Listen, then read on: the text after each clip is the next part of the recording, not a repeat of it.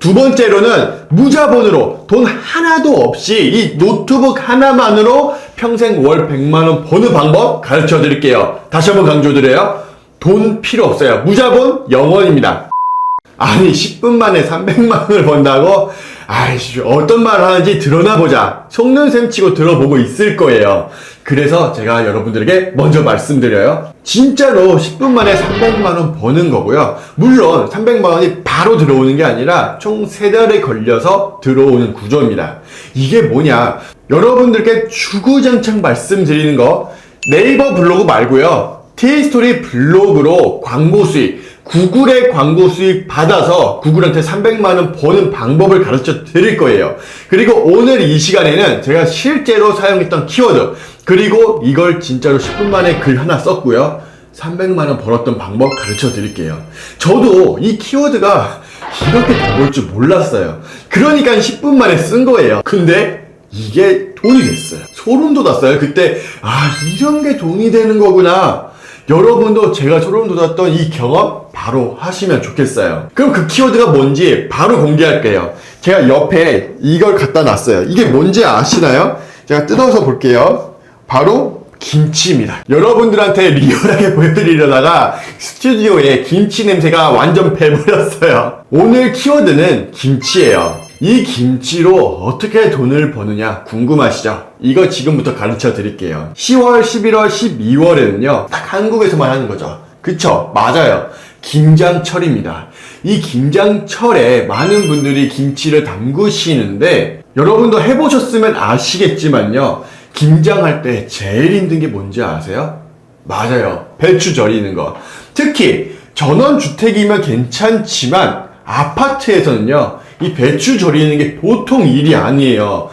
바구니 큰 거에다가 배추 옮겨 놓고 소금 뿌리고 물 담그고 엄청 오래 걸린다는 거죠. 힘들기도 하고요. 그래서 아파트에 사는 사람들이 김장은 담궈야겠는데 배추는 어떻게 절이지? 라고 생각을 해서 찾는 게 뭐예요? 맞아요. 그거예요. 생각나셨죠? 절인 배추. 절인 배추가 택배로도 딱딱 와요. 10kg씩, 20kg씩 이렇게 전문적으로 해주는 곳이 있는데 이걸 가지고 우리가 노릴 수 있는 겁니다. 그러니까 김장김치를 설명을 하지만 김장김치 블로그를 보는 사람들은 어떤 마음이에요? 그렇죠? 내가 김장을 하려고 하는데 어떤 정보들이 있나 보는 사람들인 거고, 그 사람들에게 필요한 건 그쵸? 절인 배추입니다. 그래서 애드센스 광고에 절인 배추가 올라와요. 특히 또 광고주들이 이 타이밍에만 맞춰서 절인 배추 광고를 돌리고 있기 때문에 우리는 돈을 확 벌 수가 있는 거죠.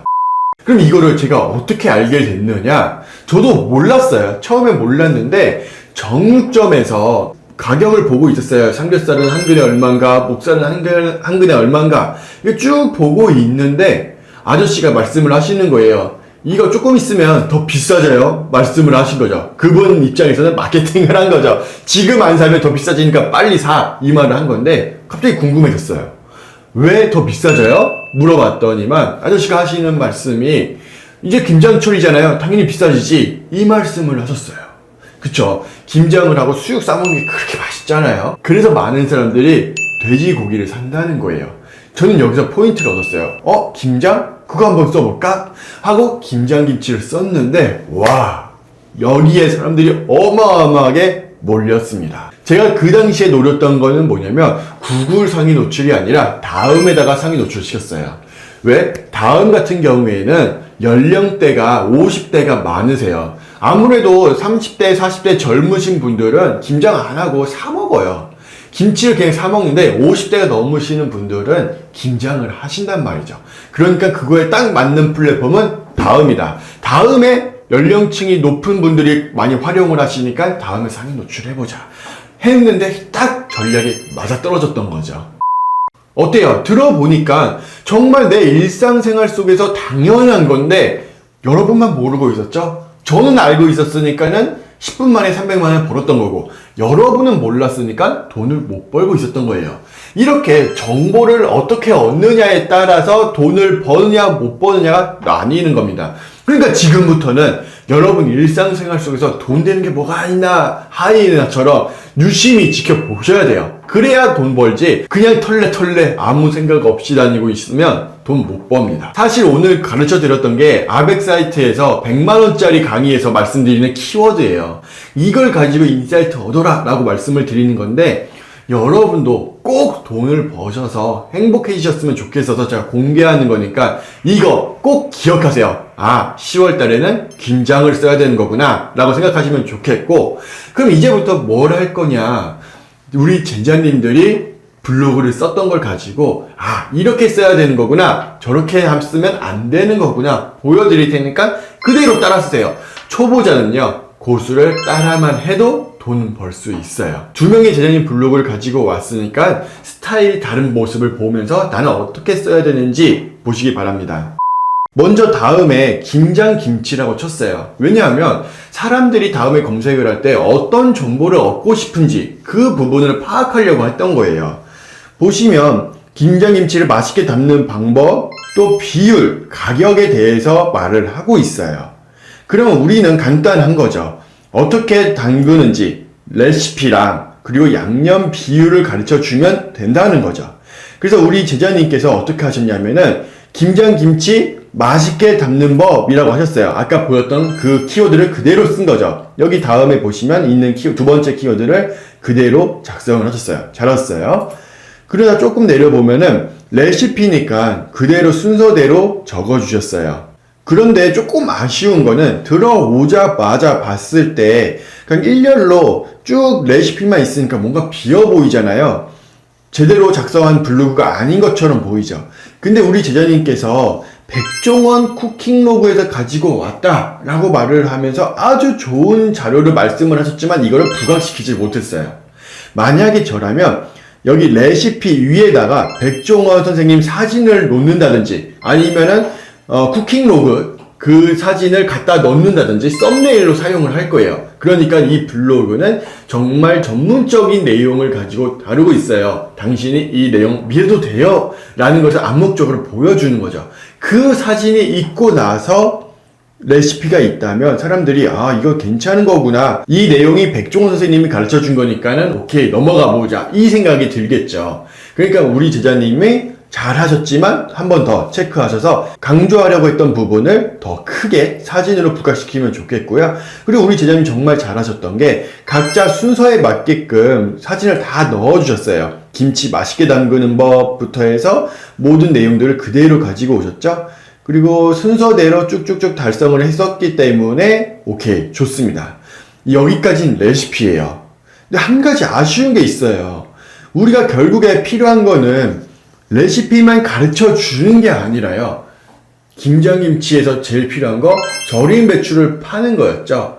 그럼 절인 배추 내용이 이 블로그 내용 포스팅 안에 있으면 최고인 거죠. 그걸 우리 두 번째 제자님께서 잘 하셨어요. 보여드릴게요. 두 번째 제자님께서는 수익형 블로그가 어떻게 구성되는지 정확하게 파악하고 계신 거예요. 그래서 김장이면은 당연히 절인 배추겠구나. 그래서 아예 하이라이트 진하게 색깔까지 칠해 놓으셨죠. 그리고 나서 조금 더 밑에 절인 배추 온라인 구매 시 꿀팁, 이것까지 말씀을 해주심으로써 사람들이 절인 배추는 이런 걸 사야 되는 거구나, 이 분의 말에 신뢰성을 갖게 하는 거예요. 그런데 또 한 가지 아쉬운 거 뭐냐, 여기까지 말씀을 잘 끌어오셨으면 이제 액션이 들어가야죠. 이곳에 광고 하나 있었으면 얼마나 좋아요. 꿀팁이 나오고 나서 정말 정성스러운 정보가 있고 나서 절인 배추 광고가 나오고 있다?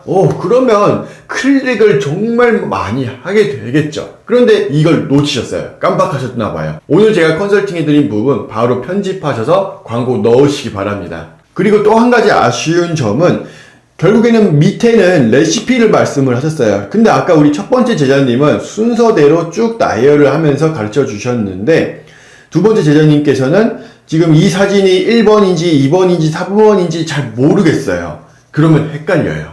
그러니까 사진 하나 넣고 설명 넣고 사진 하나 넣고 설명 넣고, 이게 사람들이 보기에 차라리 낫습니다. 지금부터 총 정리할게요. 첫 번째, 다음에서 김장김치로 검색한다. 왜 한다고 했었죠? 맞아요. 사람들이 이 김장김치 키워드를 왜 검색하는지, 무엇 때문에 검색하는지 의도를 파악하기 위함입니다. 그래서 이 사람들이 이런 내용이 궁금하니까 이걸 갖고 작성해야겠다. 그게 바로 레시피였죠. 그럼 두 번째, 레시피를 작성을 할 때 사진만 쭉 열거하면 안 되고 사진 바로 밑에 설명을 반드시 넣어줘야 된다. 세 번째, 사실 이 세 번째가 제일 중요합니다. 이 세 번째가 없으면 첫 번째, 두 번째 다 필요 없어요. 결국 우리는 돈 벌려고 하는 거잖아요. 세 번째, 김장은 김치에 들어갈 광고주는 절임 배추 광고주다. 그러면 우리가 포스팅 내용 중에 김치 내용만 주구장창 쓰는 게 아니라 거기에 절임 배추에 대한 꿀팁들을 담아주면 좋다. 그리고 절임 배추 꿀팁 내용 바로 밑에 광고, 애드센스 광고를 넣어주면 사람들의 광고 클릭률이 확 높아진다는 겁니다. 이렇게 우리가 그냥 주구장창 글 쓰는 게 아니라 생각하라고 글을 쓰면 효과가 10배, 20배 이상 나게 됩니다. 그리고 키워드도 세상에 김치에서 돈 벌 거라고 누가 생각을 했겠어요. 그러니까 여러분들 꽉 막혀있는 고정관념 제가 앞으로 계속 하나씩 깨부셔 드릴 거예요. 그래서 이런 식으로도 돈 벌 수 있구나, 저와 함께 생각하면서 여러분들 돈 많이 버셨으면 좋겠습니다. 지금까지 아로스였습니다. 감사합니다.